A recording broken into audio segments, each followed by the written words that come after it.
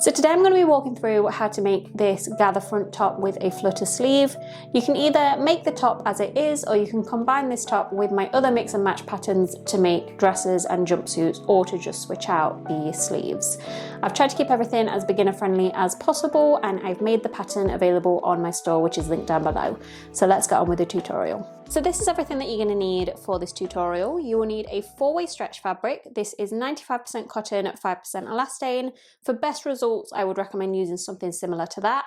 You will need some thread, some pins, some fabric scissors or a rotary cutter, some fabric pens or tailor's chalk. I prefer fabric pens when I'm working with stretchy fabric, and an iron. I'll be using 2 machines for this project. I will be using my regular machine, which is one of the Singer heavy duty machines, and my overlocker. You may also know of this as a serger, and this is the Brotherlock 734DS. This is optional. If you don't have one of these, don't worry, you can just use the zigzag stitch on your regular machine instead. So this is the pattern that I'm using for this project. It is my square neck top pattern, and there are 2 pattern pieces, one for the front and one for the back, and you'll need to cut 2 out for both of these. The sleeve that comes with this pattern is my flutter sleeve, which has 1 pattern piece, and you will cut 2 of these out as well, but you can switch out for any of my other mix and match sleeves if you want to. So now you can start to cut your pattern pieces out, but first you want to make sure your fabric is laid out correctly. So you want to find the selvage edges of your fabric, which are the finished edges. And with stretchy fabric, they're quite often finished with glue. So you should be able to feel that they're a lot rougher than the rest of the fabric. And you should also be able to see that these selvage edges here sit nice and flat, but my raw edges tend to curl in. So you want to find those selvage edges and fold the fabric so that those selvage edges sit one on top of the other, so that you have a selvage edge at one end and a fold at the other. So now I can start to cut my pattern pieces out. So you want to find this line that goes up the center of your pattern, and this is the grain line. So you want to make sure that this grain line is parallel to the selvage edge. And once you do that, you can lay your pattern pieces out however you like, as long as that line is parallel to the selvage edge.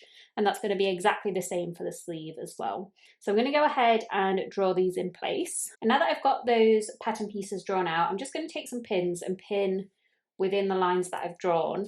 And that's just going to make sure that the 2 layers of fabric stay together when we start to cut things out, and you keep 2 accurate shapes. And once you've got those pins in place, you can go ahead and cut your pieces out, just making sure that you get both layers of the fabric and that you don't stretch the fabric as you cut. So once all your pieces are cut out, you should have 2 pieces for the front of the top and 2 pieces for the back, and you should also have 2 pieces for your sleeve. So once you've got all of your pieces cut out, you can move on to the construction. So I have the 2 pieces of the front of my top here.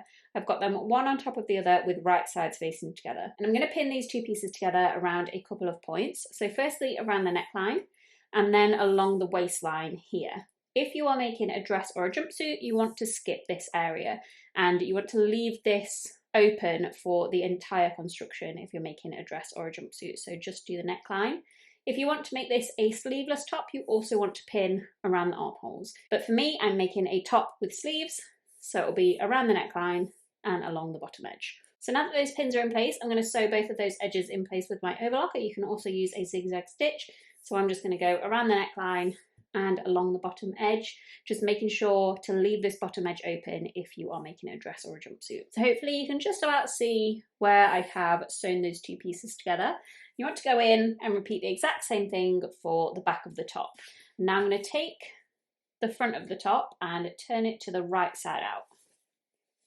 I'm going to take the front of the top, which is the right way out, and place it inside the back of the top, which is still inside out. And just start to match up those corresponding edges. So I'm going to start to pin some of those points in place. So I'm going to pin the strap inside the strap.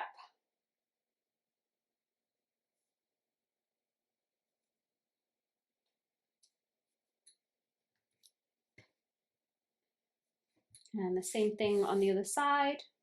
And then I'm also going to pin that side seam in place. And now that I've added those pins, I'm going to go in with my overlocker and sew each of those seams in place. You can also use a zigzag stitch. So just sewing straight down the side seams on both sides and across the top of the straps.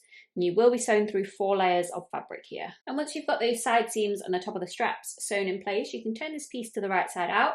I'm going to use my open armholes to do this. You can also use the waistline if you've left that open. If you've closed up everything because you're making a sleeveless top, you can just unpick a small section along that armhole. But since I'm adding sleeves, I have left this open anyway, so I'm just going to pull my top through there. So this is how my top is looking at this stage. You can either gather the front of the top now before you add the sleeves, or you can add the sleeves first. I think I'm going to add my sleeves first. So I'm going to start by folding my sleeve in half with right sides facing together and pin along that side seam. And I'm just going to sew this side seam in place with my overlocker. You can also use a zigzag stitch. And once that seam is sewn in place, I'm just going to turn this to the right side out. And then while the sleeve is still folded in half, I'm just going to place a pin at the top of the sleeve cap so that we know where the center of that sleeve cap is. It'll make it slightly easier to attach it to the top. So I'm going to grab back my top now. So I'm going to take the sleeve and I'm going to place it inside the armhole of my top. And I'm going to match up the pin that we added to the center of the sleeve cap to the seam at the top of my strap. And I'm going to pin that in place. And I'm also going to match up the side seam of the sleeve to the side seam of the top. And once those 2 pins are in place, I'm just going to fill in the gaps and pin the rest of the way around that armhole. So now that I've added those pins, I'm going to go in with my overlocker and sew that armhole in place, just being careful to make sure I'm getting all 3 layers of the fabric. We've got 2 for your top and 1 for your sleeve. And I'm also going to go in and repeat for my second sleeve. So that's how those armholes look once those sleeves are sewn in place. Now I can turn this to the right side out and start to add my gathers. So then the first thing that I'm going to do is just fold the top in half and press on this fold. That's just going to give me an idea of where the center front is, which is going to give me a line to follow for my gathers. I don't know if you'll be able to see it on camera or not, but I've got a slight indent that I can follow here. So I've just zoomed in slightly. I've tied off my thread at the back here, and then it's literally just a case of sewing a running stitch down that center front. This doesn't have to be super neat or super precise. And it's up to you how long you want this line to be, depending on how gathered you want your top to be. If you're making a top, you can go all the way to the bottom. If you're making a dress or a jumpsuit, I would recommend staying in the top maybe 50% of this area so that you leave this bottom edge as a straight edge. I'll show you an example in a second.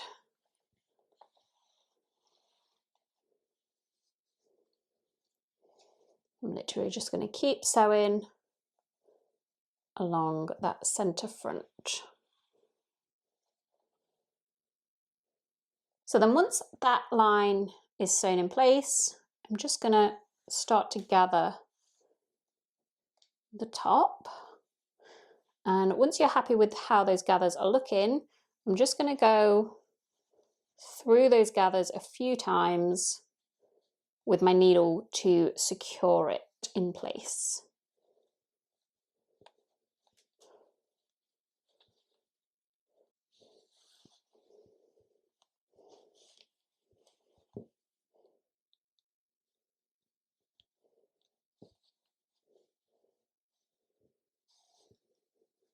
And then once you're happy with how secure it is, I'm just going to tie this off at the back.